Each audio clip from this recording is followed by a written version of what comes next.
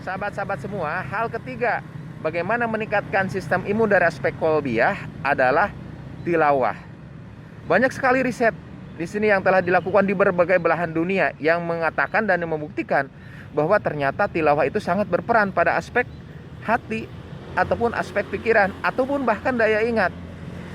Ada sebuah riset yang menentukan yang membandingkan dua.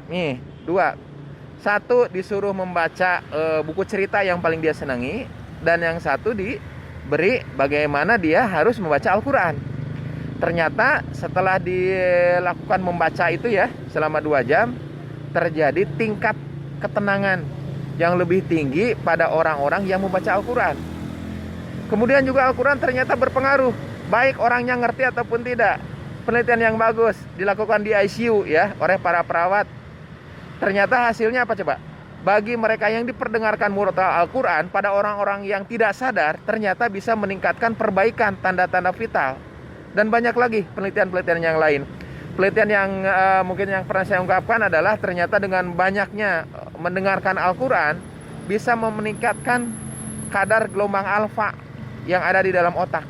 Dimana gelombang itu kalau meningkatkan artinya terjadi ketenangan di dalam hati.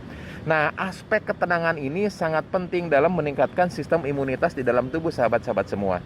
Kenapa? Karena aspek ketenangan ini bisa menurunkan pengeluaran hormon-hormon adrenalin, epinefrin, dan norepinefrin.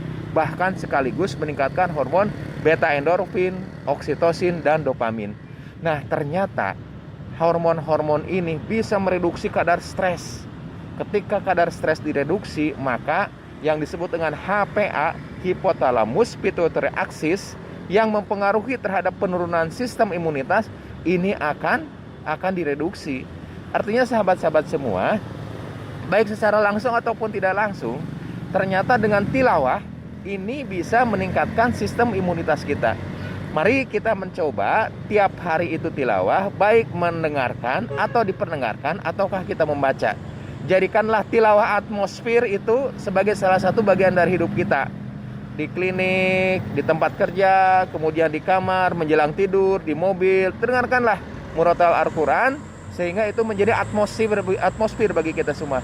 Tilawah atmosfer itu betul-betul terbukti bisa meningkatkan ketenangan dalam hati, dan ketenangan itu ternyata berkorelasi dengan peningkatan sistem imun. Assalamualaikum warahmatullahi wabarakatuh.